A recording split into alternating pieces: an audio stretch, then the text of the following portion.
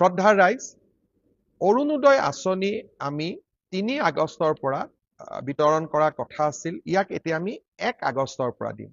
অৰুণোদয় হিতাধিকাৰীসকলক এইবাৰ আমি ২৫০০ টকা দিম। ১ আগষ্টৰ দিনা বানত আক্ৰান্ত হওক বা নহওক, কাৰণ প্ৰভাৱটো সকলোৰে হৈছে, কোনোবা প্ৰত্যক্ষ কোনোবা পৰোক্ষ। শিৱসাগৰ, যোৰহাট, চৰাইদেউ আৰু গোলাঘাট জিলাৰ প্ৰতিটো পৰিয়ালক আমি অৰুণোদয় ২৫০০ টকাকৈ আগবঢ়াম। অৰ্থাৎ ১৫,০০০ টকা আমি গুৰুতৰ আক্ৰান্তসকলক দিলো, অতিৰিক্ত আৰু ২৫০০ টকা অৰুণোদয়ৰ পৰা পালে, ১৭,৫০০ হ'ল। ইয়াৰ বাবে বাকী জিলাৰ অৰুণোদয় হিতাধিকাৰীসকলক অকণমান টকা এইবাৰ আমি কম কৰি দিম। মোৰ বিশ্বাস কোনেও তাৰ বাবে আমাক বেয়া নাপাব। ইয়াৰ পিছত আমি আৰু কেইটামান সিদ্ধান্ত লৈছো যে আমাৰ যিখিনি চৰাইদেউ আৰু শিৱসাগৰ জিলাৰ স্কুলৰ ছাত্ৰ ছাত্ৰী আছে, তেখেতসকলক আমি বিনামূলীয়া ইউনিফৰ্ম দিছিলো। কিন্তু এতিয়া ইউনিফৰ্মবিলাক নিশ্চিতভাৱে ভাল হৈ থকা নাই। অহা এসপ্তাহৰ ভিতৰত আমি প্ৰতিখন স্কুল মেনেজিং কমিটিক আকৌ এবাৰ ল'ৰা ছোৱালীৰ ইউনিফৰ্ম যাতে প্ৰস্তুত কৰিব পৰা যায়, তাৰ বাবে আমি ইউনিফৰ্মৰ টকা আকৌ এবাৰ মুকলি কৰি দিম। অৰ্থাৎ আগতে যি ইউনিফৰ্মৰ পুঁজি পালে, এতিয়া সিমান ইকুৱেল পুঁজি আমি আকৌ এবাৰ মুকলি কৰি দিম, যাতে আমাৰ বিদ্যালয়ৰ ছাত্ৰ ছাত্ৰীসকলে ইউনিফৰ্মযোৰ স্কুলত পিন্ধি যাব পাৰে। যাৰ ইউনিফৰ্ম নষ্ট হ'ল, তেওঁলোকৰ যাতে কোনো অসুবিধা নহয়। ইয়াৰ উপৰিও আমি সিদ্ধান্ত লৈছো যে অহা ১ তাৰিখৰ পৰা আমি বিদ্যালয়সমূহলৈকে পুনৰ এবাৰ বিনামূলীয়া পাঠ্যপুথি প্ৰেৰণৰ কাম আমি হাতত ল'ম। অৰ্থাৎ আগতে এবাৰ বিনামূলীয়া আমি পাঠ্যপুথি দিছিলো, পাঠ্যপুথিবিলাক বেয়া হৈ গ'ল। এতিয়া আমি আকৌ এবাৰ ৰিপিট আমি পাঠ্যপুথি বিতৰণ কৰিম। দ্বিতীয়তে, শিৱসাগৰ আৰু চৰাইদেউ জিলাৰ হায়াৰ ছেকেণ্ডাৰী পঢ়ি থকা ছাত্ৰ ছাত্ৰীসকলক আমি এককালীন কিতাপ পত্ৰ কিনিবৰ বাবে ১,০০০ টকাকৈ দিম। যিসকলে BA BSc পঢ়ি আছে, তেওঁলোকক আমি কিতাপ পত্ৰ কিনিবৰ বাবে এককালীন আমি ৩,০০০ টকাকৈ আকৌ দিম। আৰু যিসকলে পোষ্ট গ্ৰেজুৱেট পঢ়ি আছে শিৱসাগৰ আৰু চৰাইদেউ জিলাৰ, তেখেতসকলক আমি ৫,০০০ টকাকৈ কিতাপ কিনাৰ বাবে আমি আগবঢ়াম। আকৌ এবাৰ মই ৰিপিট কৰি দিছো, স্কুলৰ ইউনিফৰ্মৰ কাৰণে প্ৰাইমেৰীৰ পৰা ক্লাছ 10লৈকে ইউনিফৰ্ম নতুনকৈ কিনিবৰ বাবে বা ইউনিফৰ্ম দিবৰ কাৰণে আমি ইউনিফৰ্মৰ পুঁজি আকৌ এবাৰ যোগান ধৰিম। দ্বিতীয়তে, বিনামূলীয়া পাঠ্যপুথি আমি আকৌ এবাৰ যোগান ধৰিম। তৃতীয়তে, উচ্চতৰ মাধ্যমিকত পঢ়ি থকা ল'ৰা ছোৱালীসকলক কিতাপ পত্ৰ কিনিবৰ বাবে আমি ১,০০০কৈ টকা দিম। ডিগ্ৰী পঢ়ি থকা ল'ৰা ছোৱালীক কিতাপ পত্ৰ কিনিবৰ বাবে আমি ৩,০০০কৈ টকা দিম। আৰু বিশ্ববিদ্যালয়, চৰাইদেউ আৰু শিৱসাগৰ জিলাৰ যিসকল ছাত্ৰ ছাত্ৰী বিশ্ববিদ্যালয়ত পঢ়ি আছে, তেওঁলোকক আমি এককালীন ৫,০০০ টকা আমি আগবঢ়াম। ইয়াৰ উপৰিও আজি এটা আমি সিদ্ধান্ত লৈছো যে যাৰ মাৰ্কশ্বিট নোহোৱা হ'ল, যাৰ চাৰ্টিফিকেট নোহোৱা হ'ল, তেওঁলোকে সেৱা হায়াৰ ছেকেণ্ডাৰী কাউন্সিল বা বিশ্ববিদ্যালয়সমূহত ডুপ্লিকেট মাৰ্কশ্বিটৰ বাবে নিশ্চিতভাৱে আবেদন কৰিব। আমি সিদ্ধান্ত লৈছো যে শিৱসাগৰ আৰু চৰাইদেউ জিলাৰ ছাত্ৰ ছাত্ৰীসকলক বা আন ব্যক্তিক যিসকলে ডুপ্লিকেট মাৰ্কশ্বিট আবেদন কৰিব বা যিসকলে duplicate matric higher secondary certificate আবেদন কৰিব, তেখেতসকলৰ বাবে কোনো মাচুল বিশ্ববিদ্যালয় বা কাউন্সিলে ল'ব নোৱাৰিব। ই সম্পূৰ্ণ বিনামূলীয়াকৈ উপলব্ধ কৰাব লাগিব। এই সিদ্ধান্তও আজি চৰকাৰে গ্ৰহণ কৰিছে। এতিয়া ইয়াৰ নেক্সট ষ্টেজটো কি?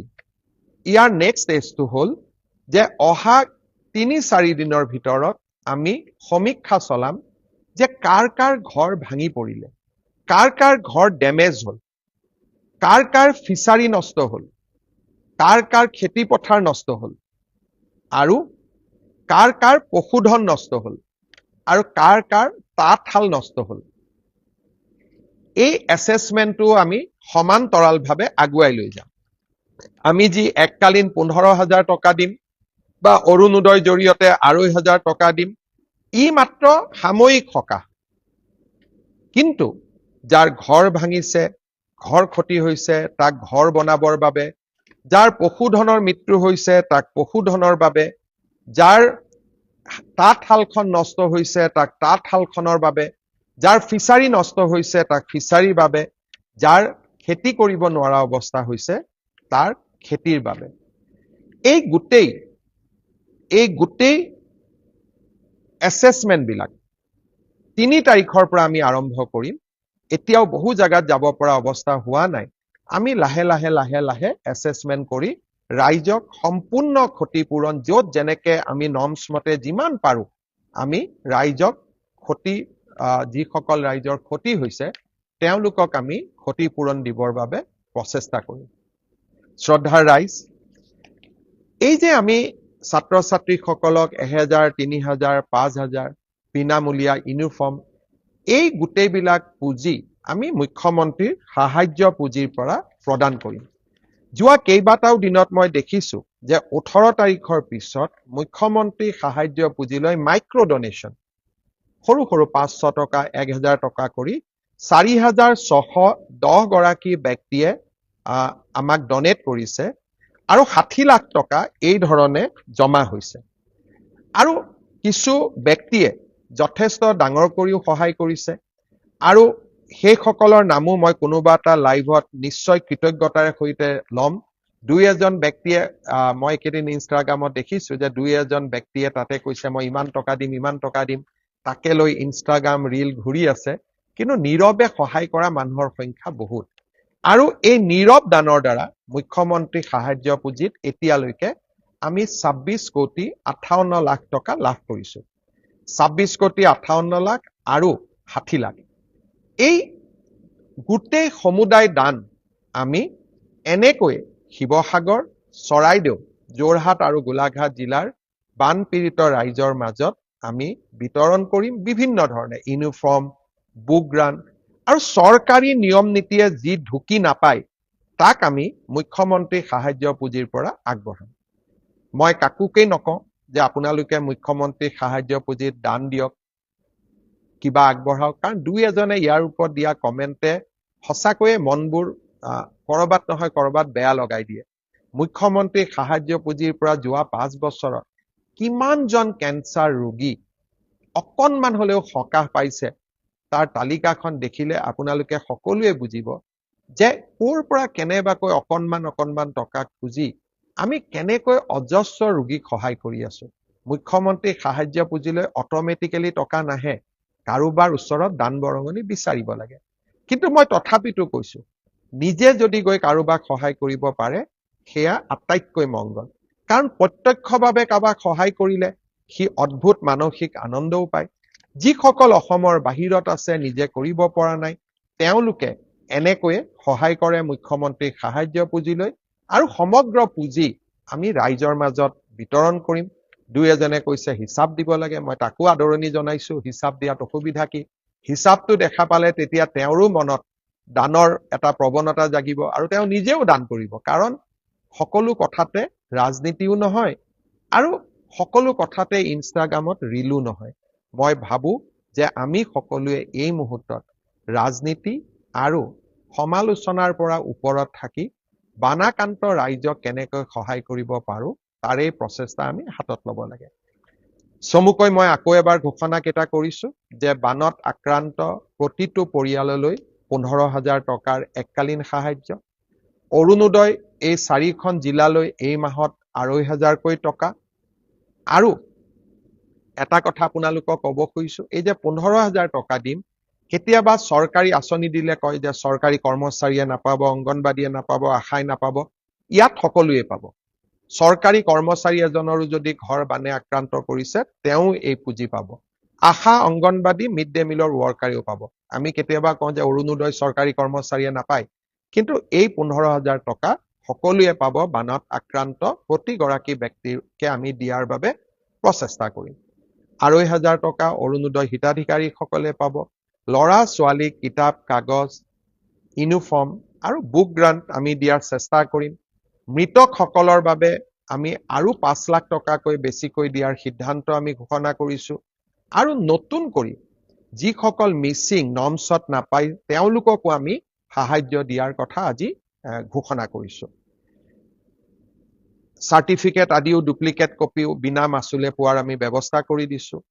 আৰু শেষত এইটোও কৈছো যে যাৰ ঘৰ গৈছে, ফিচাৰী গৈছে, এনিমেল ঘৰৰ পশুধন গৈছে, তাঁতশাল গৈছে, সকলোকে আমি সহায় কৰাৰ বাবে চেষ্টা কৰিম।